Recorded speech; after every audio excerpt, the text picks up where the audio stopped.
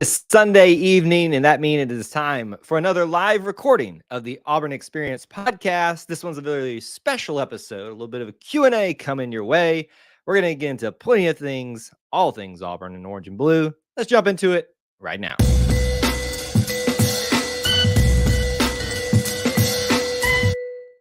Eagle Auburn family, War Eagle E2C Network family, thank you so much for joining us, whether you're watching live, whether you're watching on the replay, whether you're watching on YouTube, Facebook, however you got here across all of the social media and content universe.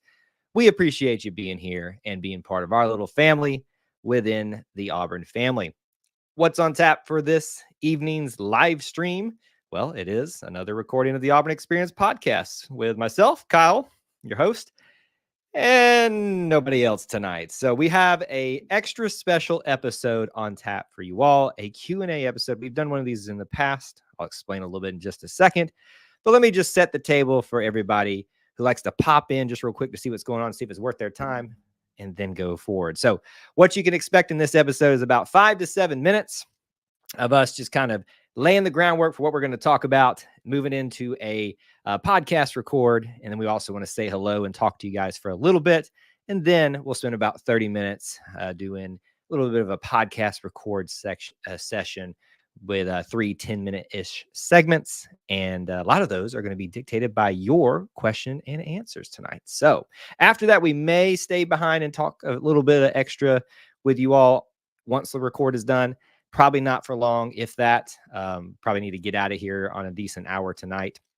But you kind of know what to expect now. With that being said, what I'd love for you to do, start off the show by making sure you smash that like button if you enjoy the content, if we've earned it. Please do help us out by doing that. It's a humongous help to help the show get started off on a good note, especially if you're watching live right now. That's like the easiest thing that you can do to support. So we got a lot of people here. Go ahead and smash that like button. Also, we'd love for you to start off by posting where you're watching from, your city, state. If you're international with a War Eagle, let us know that who is here, where you're from. We want to know who we're talking to on this evening.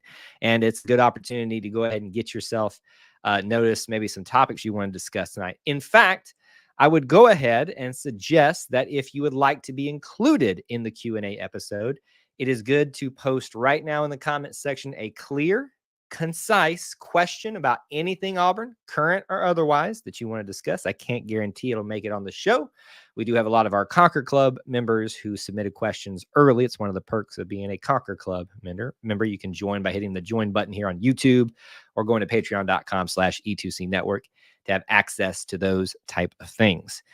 So we're going to hit a lot of different stuff tonight, but of course, there's a lot of therapy that still has to happen about Auburn football, as you can imagine. Let's start off the show by saying hello to all these fine folks that are checking in early with us. We appreciate you, some of our regular folks and some people that we get to see whenever they're able to join us. So many fine people here tonight. You guys are the best little family within the Auburn family. Devin says, War Eagle last night's game was frustrating, but I'm trying to be patient and give Hugh Freeze a chance. He needs more time than just 7 games. You haven't seen much to be encouraged about, or just haven't seen much to be encouraged about. It's all about setting expectations. And, Devin, if I remember correctly, you were one that was very honest about, how long this might take to, but it is, I understand it gets a little frustrating. You kind of want to see a little bit extra, but then comes the context of how far Auburn football has fallen. Thomas Manville, you are too kind, sir, with the super chat. Thank you so much for that. I do sincerely appreciate that. Not required whatsoever, but always appreciated when you can help keep the lights on here at E2C Network Central. So thank you so much for that. So what else would you like to talk about? I guess I should mention, where's Austin tonight? So typically my co-host Austin, I'll address this when we do the record part of this. As you probably guessed, we have just had, I think since basically the week 1, maybe 2, or was it week 1 or 2? I think it was week 2. We have just had craziness in both our lives, like just back and forth. So that's why I think we have not been together for 2+ weeks since that time. We would be together, then I'll have a guest co-host, or we do one of these Q&A things. It's just been that time of life, and we are trying our best to get back together on a consistent basis. He had a family obligation literally pop up last minute and had to be somewhere. And it's just one of those seasons of life. So he misses you all. He will hopefully be back next week, and we will continue to plug right along.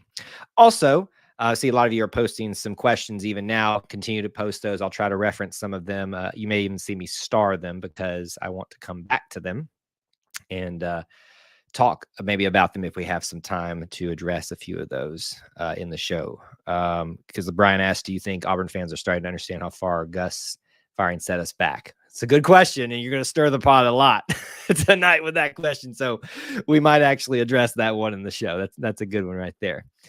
Kevlar says, I understand that we had a lot of potential recruits at this game. I hope we didn't scare any away too much. It's all about a matter of perspective, right? It's all about what do you see? If you're going somewhere just to win a championship, then that means that you're going to have to play more competition. That means that you're going to have to fight for your spot even harder. That's the pitch you make. Hugh says, look what's going on out here. We're doing the best we can. Come help. You got time. You got opportunities here abound. And look, some of you don't like have those type of conversations about being frank about what's going on. There's this, and there was a question about that we're going to try to hit during the show. The buzzword is becoming talent gap. That was addressed by Hugh and is being frankly blown out of proportions by fans a lot. That he said that I even, if he's watching tonight, I'm not going to say the name, but who I was talking to, but I even was like, your preconceived notions about Hugh are showing. And it's just one of those things that I think we look for the little windows that we can kind of validate how we were feeling about something. Sometimes, not all the time, and then use that to snowball on down even further. Yes, Brian, y'all actually have given me a lot to talk about tonight. So there's been no shortage of questions submitted. So we're going to get started here, probably about a minute here. John says that we haven't recruited well in 7 years. I disagree with that. I think we recruited well for a certain system, and then we decided we were going to change systems. And that doesn't happen overnight, especially when you fire the coach 2 years later. Not saying it wasn't warranted, but that's what happens there. It is, it's something that's, my hope is that by the end of this season, we will all finally be able, the reasonable ones, be able to reconcile with what we wanted and what did it cost. If y'all have seen the Avengers movie, it's Thanos where he goes, that little girl asked him, what did it cost? And he just looks at her and goes, everything. It's what's happened. All right. Enough of that. Let's go ahead and get this show started. Final reminders here. You can continue to post questions throughout the show. Normally, I don't address you guys a lot during the show. I won't be really interacting, but if there is a question or a topic that you would like me to expound upon during the show, it'll mainly be the last two segments. Then we continue to post those. After the show, I'll come back and kind of talk with you guys just very briefly, and then we'll get out of here tonight. But that's how we're going to do it. We're going to try to keep the podcast rolling in just this special episode until Austin can get back with us next week. So with that being said, let's get things rolling. In 3, 2, 1. David Housel described it best. We are living the whole of the Auburn experience. That encompasses a wide variety of people, places, events, moments in time, sports, everything in between as it relates to the orange and blue. But if you want to comb it down to its finest point, at its heart, it is all about its sports, all about its culture, and all about its family. And because it's all about the Auburn family, that means on this show, we've got to have not just one Auburn family member here, your main host, Kyle Loomis, in chair number 1. Chair number 2, if you're watching live, you see there's no one there. Austin Scott, my normal co-host, was not able to join us tonight due to an unforeseen scheduling conflict. He regrets he was having to do that again. Family comes first, as we say here, because, hey, it's about the Auburn family here, especially your legitimate own Auburn family. So we miss him. We'll hopefully see him again next week.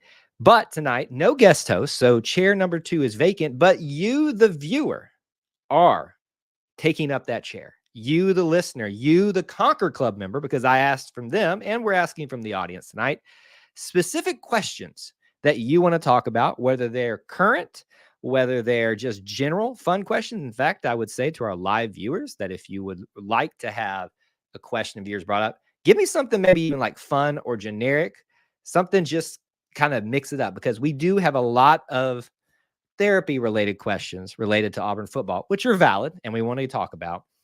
But as you can imagine, that is a lot of people's concern right now, and rightfully so. So we're going to start off the show as we normally do, talking about a little Auburn potpourri, and then we're going to dive into your Q&A segment, because believe it or not, even outside of what happened this weekend on the not the diamond, the football field, there's still plenty of other things to discuss. So let's jump into there. First topic that I have for you this evening, and I guess I should address my feelings first about the football game. Let me just go ahead and talk about that, and we'll obviously talk about it more in the questions. You know, what I saw from the team was not something that makes me happy at all.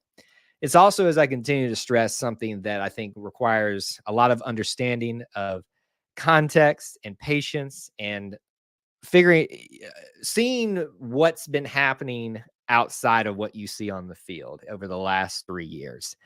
And it's something that I just have kind of made peace with. And I'm hoping that the rest of the Auburn family and, you know, you, our viewers, will start making peace with it. Now, when I say make peace with, I don't mean accept it, that this is the norm, and accept it, that this is something that's acceptable. But there's a difference between understanding what's taking place right now, a complete changeover again within a program. And boy, howdy, does that take some time to get done if it's done the way Auburn has done it over the last 2 to 3 years. So the Ole Miss game, look, it could have been a lot worse. You lost 28-21. To me, that's quite impressive that you're able to do that in home, not in the fashion or the way that they did it. But it also says a lot about Ole Miss, that they may not be as formidable outside of a potentially really good offense. Wasn't in Jordan Hare for the most part.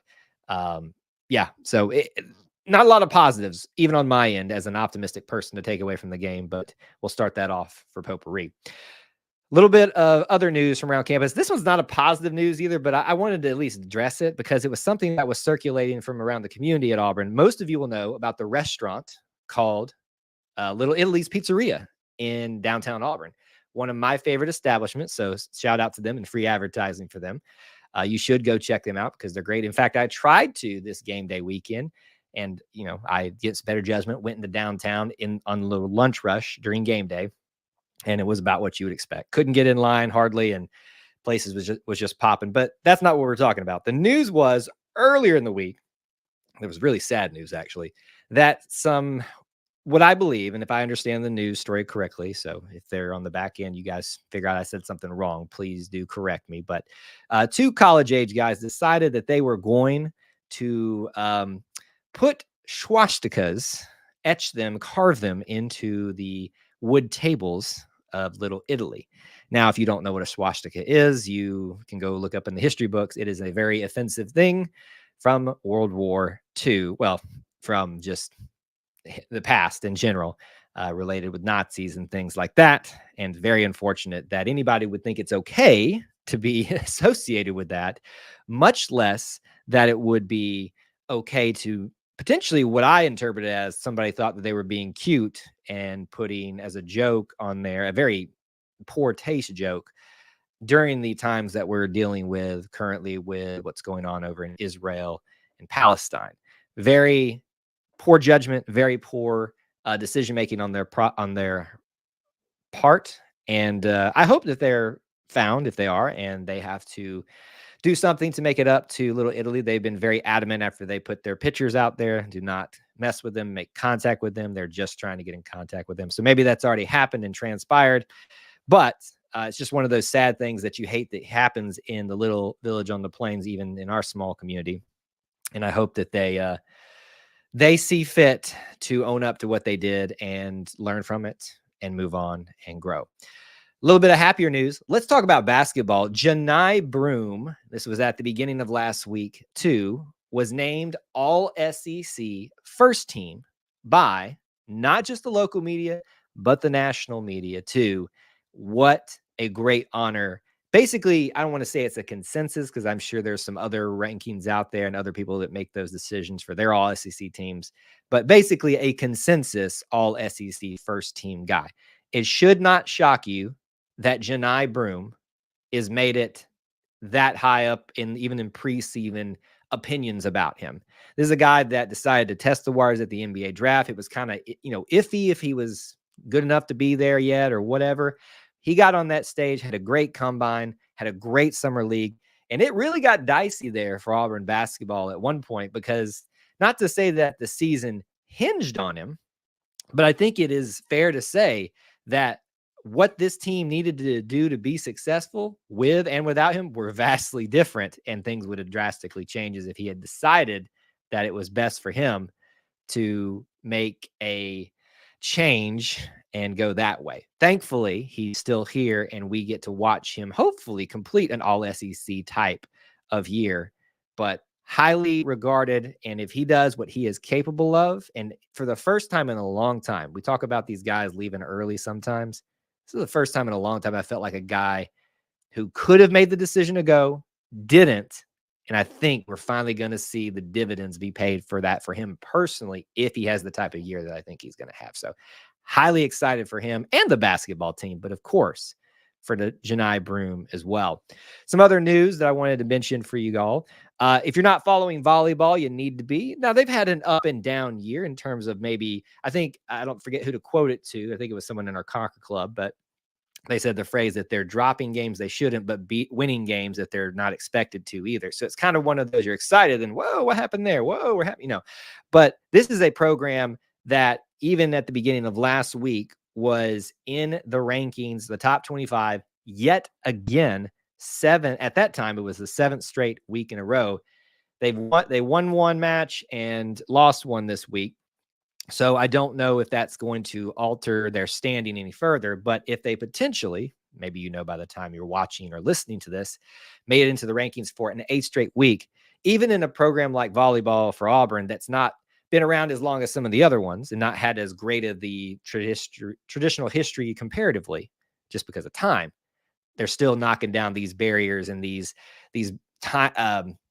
records and things like that as time goes on. So super excited to continue to watch Coach Brent Crouch, the ladies, and what they're doing with that volleyball program. I had the privilege to watch them twice this week, win and a loss, but hey, it's always great to be in Neville Arena for volleyball, basketball, gymnastics, and anything else that we can get inside there.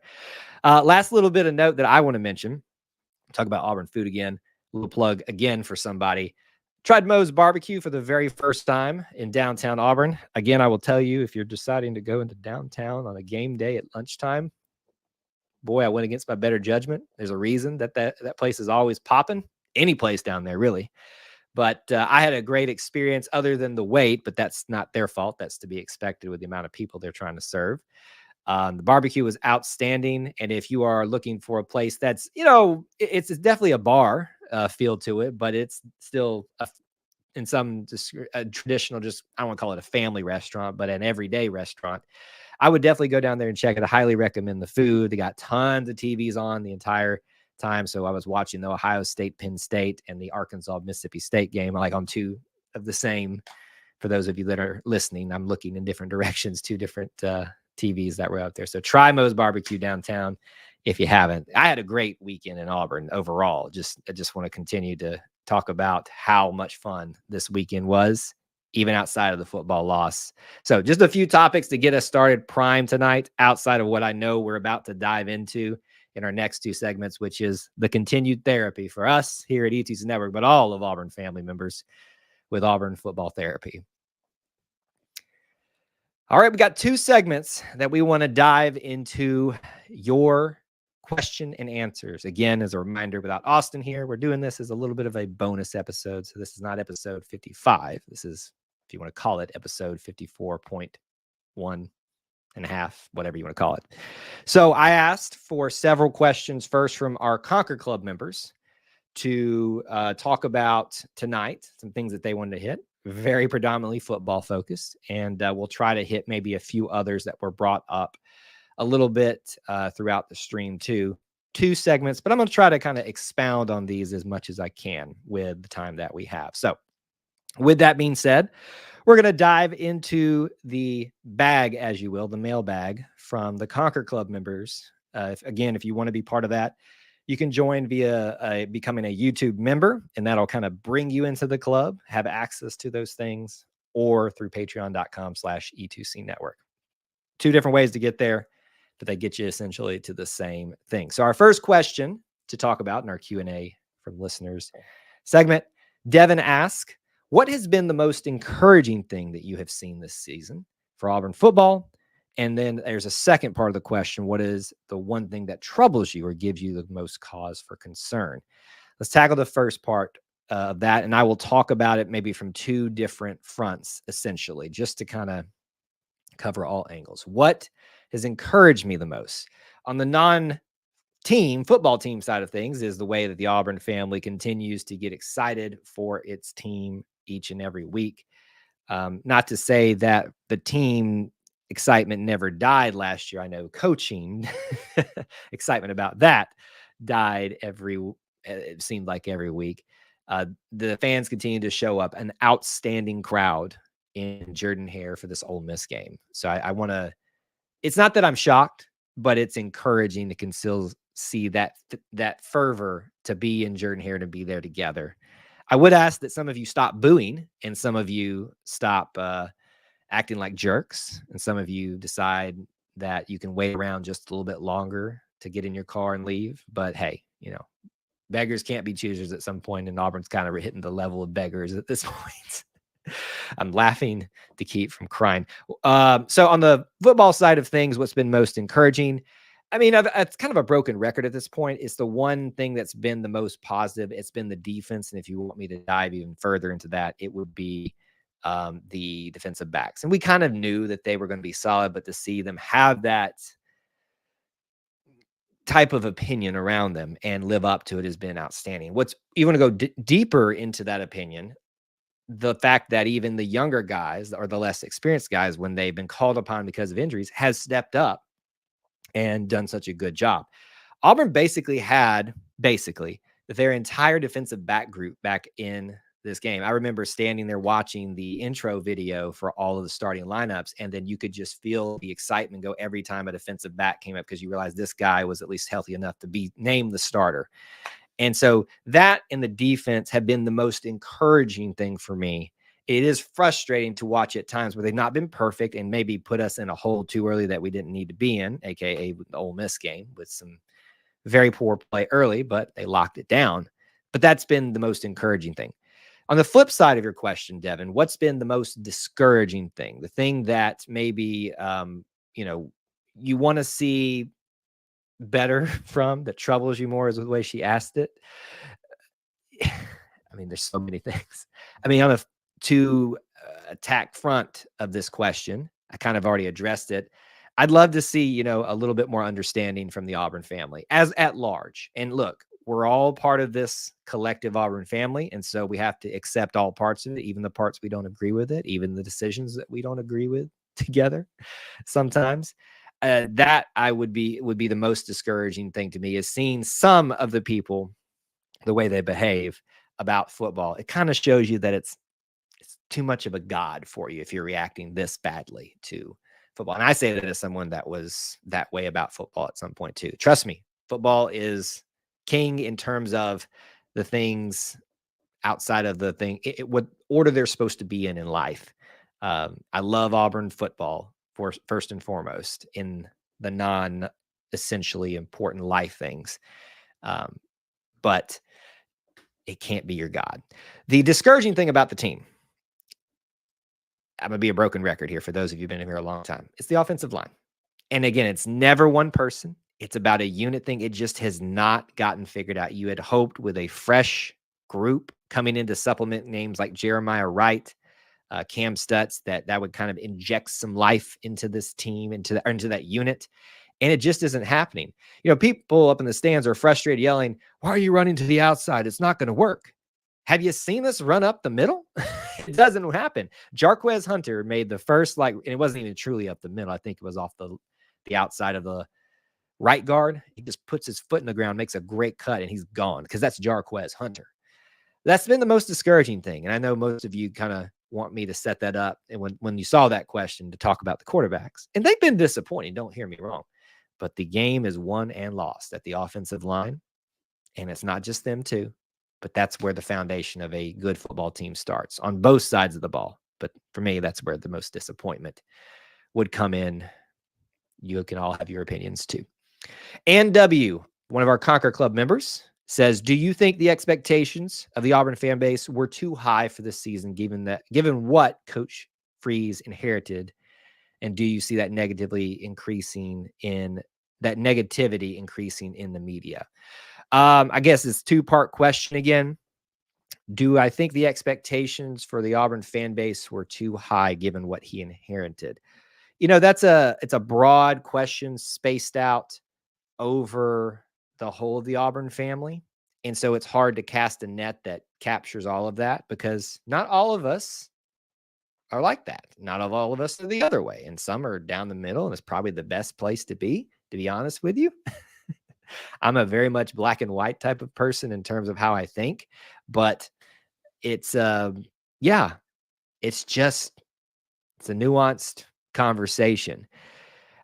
I do think that we have a tendency as the Auburn fan base collective to get ourselves a little bit hyped up given past history. And we forget to look at what's happening in the now and understand why things happened the way they did back then.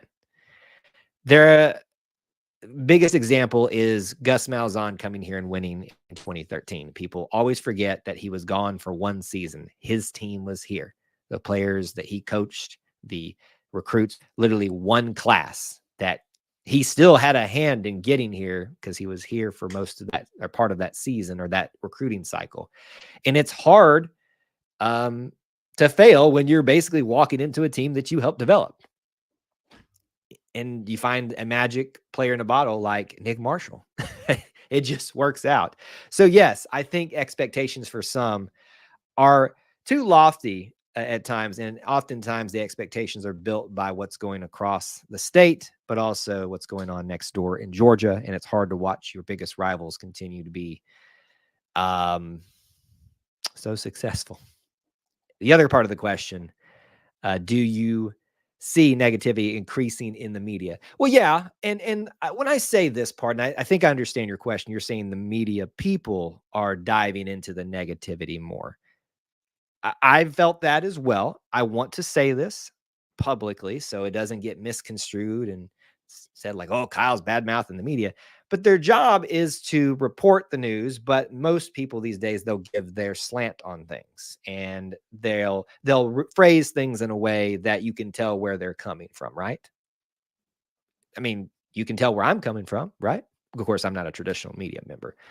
So do I sense that in negativity increasing? Yes, because they know what sells. But they're giving their honest opinion too. But as someone who is a content creator, you always try to kind of build things toward what you know is going to get people to click, to read, not to be dishonest, but because you know that's where the interest is at this point. It's why you don't see tons of podcasts about Auburn Equestrian, because they know that's not a huge hit for people in the Auburn fan base. We do it because we believe that they deserve it. So that's just kind of my 2 cents on that topic. I don't want to go much further into it because people will be like, oh, you're bad mouthing the media. No, I'm just giving an opinion about it. That's all that's going on right now. John asked, one of our Conquer Club members, do you think the team will improve next year? And if so, by what degree? We're going to pause it there and come back to that question on the other side. You guys can think about it during the break. Our final segment tonight, we are in the middle of a Q&A episode. Probably not going to get to everybody's questions tonight, but I want to get to a few of them and try to tackle some more Auburn therapy questions that are out there. The question that we ended on from segment number 2, we're in segment number 3 now. Do you think the team will improve next year, from John? And if so, to what degree? You guys are big on the 2-part questions tonight. I mean, yeah, the team has got to improve, right? If they don't, we're going to have some real issues. You're asking my honest opinion about, do I see an opportunity for them to improve? I see an opportunity for, and I'm going to say a statement here that's going to offend some of you, but Hugh's guys, I'm just, it is a real thing, getting here. And people would say, well, what about the guys he recruited in this cycle? I don't think people understand how much you had to hodgepodge people together. And you don't go out there and just say, well, that's all we can get. No, you go find the best that's out there that fits your needs and you try to put them together in such a short amount of time, too. The likelihood that it was going to be a clean, pretty looking thing was very slim. With his track record, you'd hoped it would have been there. It definitely hasn't up to this point. So, do you think the team will improve next year? In some ways, yes. It's going to be tough to answer that question until we know what the other teams are going to look like. Auburn's welcoming in Oklahoma next year. While they don't look as powerful as they have in previous years, they definitely haven't fallen off. And so they can easily come back too. You won't be playing LSU next year, but you still got Alabama and Georgia. You're going to get an easier stretch. I think Vanderbilt and Missouri are both on the schedule. So that should help you in your case in terms of trying to improve as a team in terms of win and loss. It can't get much worse, can it? I asked a dangerous question. We'll see if it comes to fruition. I'll check in with our YouTube live stream viewers for questions in just a second. Let's take at least one more and we'll keep working through those. Thomas on the Conquer Club asks, do you agree that there's a talent deficiency to run Coach Hugh Freeze's system? And I kind of addressed this a little bit, that there's this notion out there that Hugh has said too much or focused too much about his players aren't here or his guys aren't here yet. That's kind of like the common theme. To me, frankly, that's just social media message board fodder when people aren't able to rationalize context, that they just try to start making other things bigger than they actually are. It might offend you to hear a coach say that the guys that I have, they're not really cutting it. The talent is not what we thought it was. I have no problems with it, to be honest with you. It's an honest opinion. And on the flip side of that, you've got a coach one time that's being fussed about because he won't ever say anything, Gus Malzahn. Another one that wouldn't say, once he was under fire, say anything, and that became a thing. But then he was saying too much at one point, and now it's flipped back. So I just think it's one of those things that I think we focus on a little bit too much. But in terms of your question, do you agree with there's a talent deficiency to run his system? I don't know that there's a talent deficiency. I think the talent that is there was a small window to work together properly. And yet, as of yet, of this show, it has not, at least to the extent that they had hoped, we had hoped that it would, which is, it is frustrating. I'll take one question, and this is one of our Conquer Club members, but it did come during the live stream. He asked, and I actually just lost it. It was a funny little one that I wanted to address.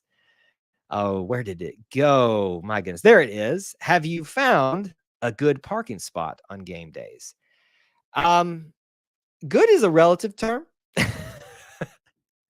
It really is. Safe, relative. Is it a everyday legal parking spot? Relative. Is it workable, doable? I'm getting more used to it. Yes. For those of you that don't know, Auburn drastically made things even more hard to find a decent parking space, a legal parking space around and on campus. They took away a lot that was pretty much first come, first serve. It is now paid parking and has made I was one of the ones that would be there first thing. Now, I will say on the flip end of that, it has made my life much easier that I don't have to spend 2 hours fighting, well, more than that some days, fighting off people that are trying to steal your spot. That part of my life, much easier. But for the most part, Brian, yes, I have found a decent parking space, one that can work. And I hope you all are having the same type of luck that I am on campus. Crow, this is Corey Benson, I believe. And he throws me off with a different name there in the Conquer Club. Do you think Coach Freeze is just throwing whatever he can out there because he knows he doesn't have anything to work with? Two-part question. We'll come to the second one in a second. This is very much in the same vein as what Thomas asked. Is there a talent deficiency, and are we just trying to figure out what's work? That's probably something I could go with you on, that the more that they put this team out there, they've realized how much it's not working, or just trying to figure out what can work at this point. I'd hate to think that's what's going on, but it's hard to make a case against that, isn't it? It really is. So to me, I don't think that's what's going on, but I can't really fight against it at this point. He also asked, will there be a staff shakeup at the end of the season? I mean, if you're asking because of poor things that are happening now, yeah, that's very easy to look at how things are going and say, yeah, somebody's leaving. Also, there is the report out there, and obviously we know that Coach McGriff, Crime Dog, has stepped away from on the field duties. There are rumors as to why that is. I'll let you go to the message boards and social media for that. But there's a notion that there was some disagreement between him and DC Roberts. Don't know if it's true. If you call a shakeup one person leaving, sure. But every year a coach leaves. It's very rare for the entire staff to stay together. It's happened a few times for Auburn, I think. Can't remember when it last was. Of course, we've been changing over full staffs every single few years. So for me, do I see a shakeup? A shakeup to me would be we fire a offensive coordinator and all the staff, and I don't see that's happening. If you change offensive coordinators, you change offensive coordinators. That's not, to me, not a shakeup. I think one, maybe a defensive coordinator or offensive coordinator deciding to go off into the sunset. It could happen. Wouldn't surprise me in the least. We have a few minutes left in the episode. Let me see if I can hit some of these rapid fire style. Brian asked on the live stream, again, one of our Conquer Club members, but we're taking a question from the stream. Do you think Auburn fans are starting to understand? He's stirring the pot here, and I love it. How far the Gus firing set us back in the football program. You know my opinion on that, Brian, and most people that are regulars here know my opinion on that, so I won't expound on it too much. I don't know that we have the humility among some of our fans, and I'm not saying anyone here in particular, but definitely ones that I know and I've seen before, to admit that fact. I hope that we never officially get to that point where we all have to reconcile with that, because that's me celebrating my team falling down even further. I would never wish for that. I would love, for my opinion, that the Gus Malzahn firing was why we're in this decision, because it was not the right hot fire, because you didn't have a right person to come in at the time. I hope that's proven to be false here with the Hugh Freeze, and I have my shut up juice, because that means my team won. You got people on the other side of that equation that are so proud and we're so arrogant and so awful about Gus Malzahn that they can't basically get their head out of there, you know what. So I don't know that we're ever going to get to that point, Brian, where we officially have a collective understanding of everything, but maybe there's hope that we'll handle things better in the future. Last question is from Brian, but this one is from the Conquer Club, and this will probably be the one we wrap up with rapid fire. Given our struggles at quarterback, is it safe to assume Holden Garriner, always pronounce it differently, is struggling in practice? Otherwise, why haven't we seen him get more than a trick play? Which, if he nails that trick play during the Ole Miss game, boy, we have got a three-way quarterback controversy. The amount of start Holden calls that are coming in on radio shows and all that stuff are just exponential at this point. If he makes that throw, and if it was blocked properly, I think it would have worked. I don't know. I was kind of shocked that they did that too, and that he was out there.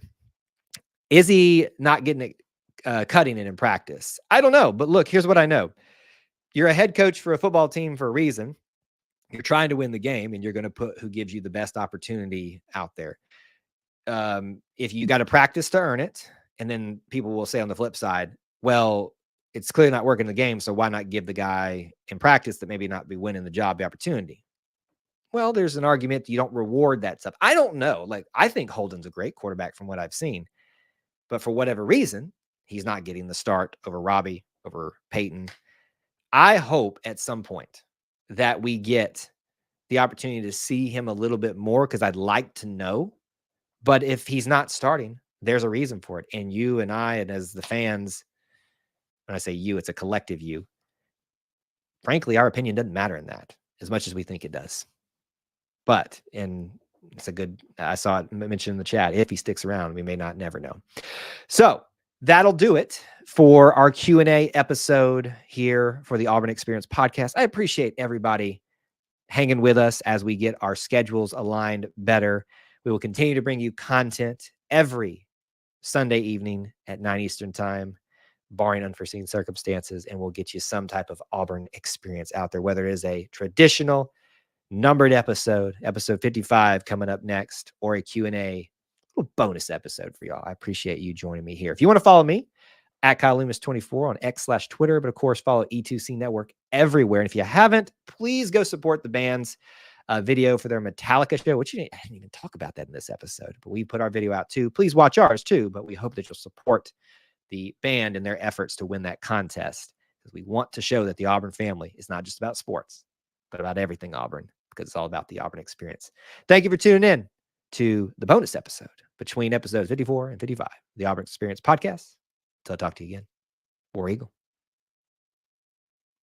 And that's the show. Thank you all for being here and hanging out with me. I'll take a few comments and questions. And the goal is to actually have that put out in the audio format too. I didn't do it last time because it was kind of a trial basis, but I think that one was pretty good. So we'll see what happens. War Eagle Kevlar. Let's see here. I think we've got discussions about Devin was talking about our discussion about Gus. I'm sorry, but Gus had to go. He could not recruit. That's Devin. I'd be interested to know where you formed that opinion, because I don't agree with that at all. And that's a commentary that's been regurgitated by a lot of people that are not being, and I'm not saying this about you. I'm saying this about the people that kind of got this buzz going. He recruited well for his system. Now we could make the argument that was his system working anymore. There's probably some validity to that argument, and I'm not going to say that there isn't, but he recruited well for his system. And then we decided that it was time for a change. And so you expect one set of recruits to change over and work instantly for a new coach. That was a complete changeover. Boy, was it.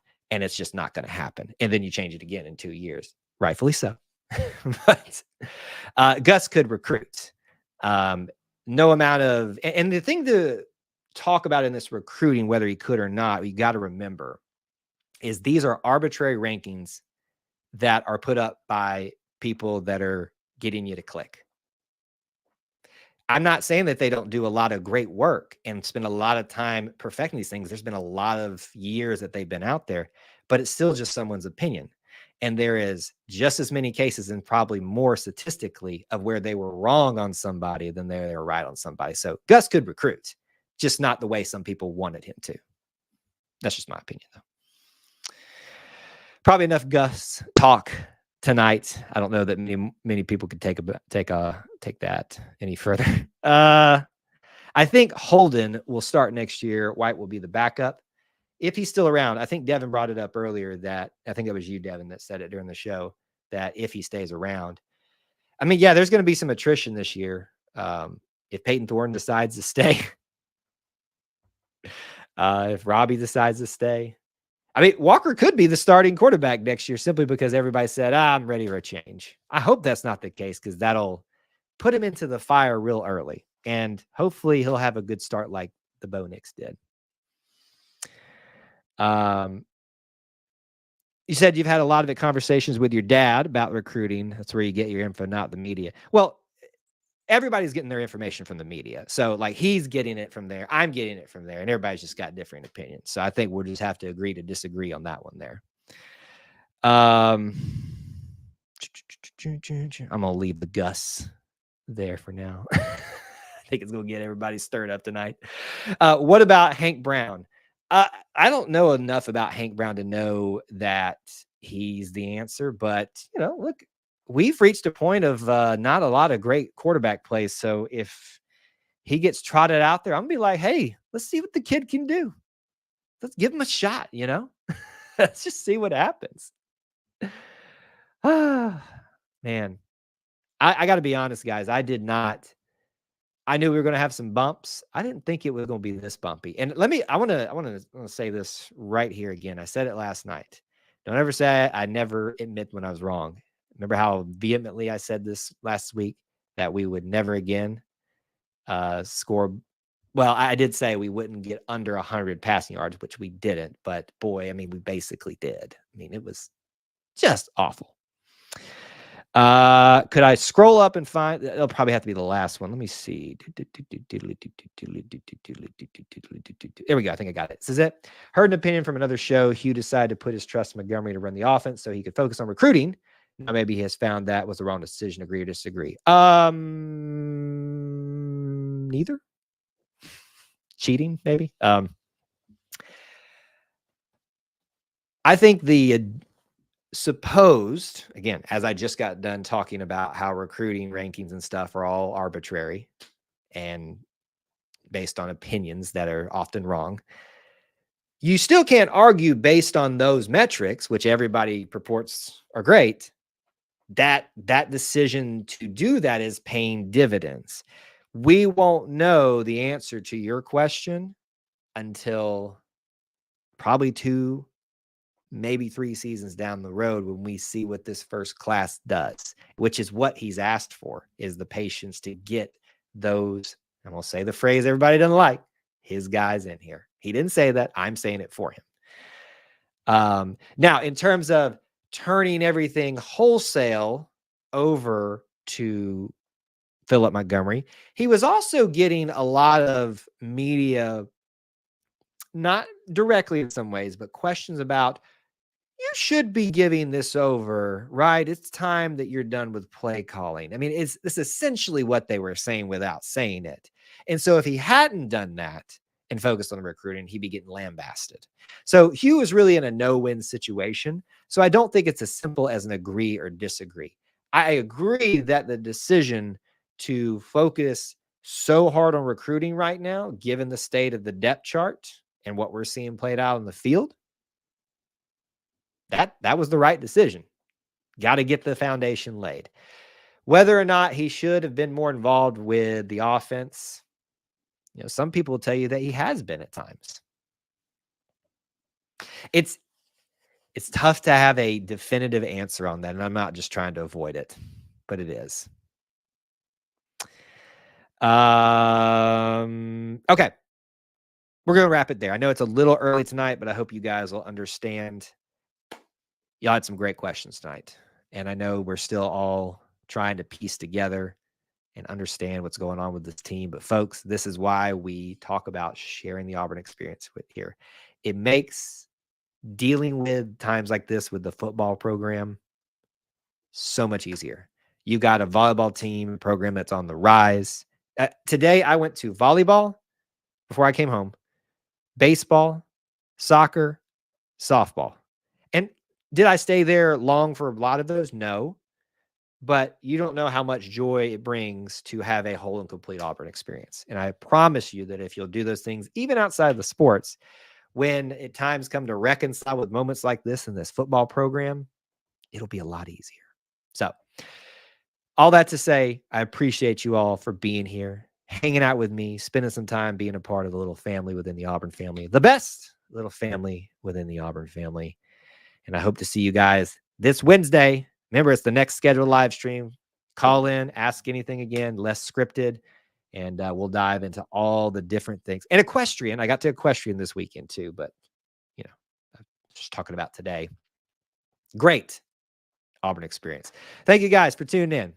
And until I talk to you again, more Eagle.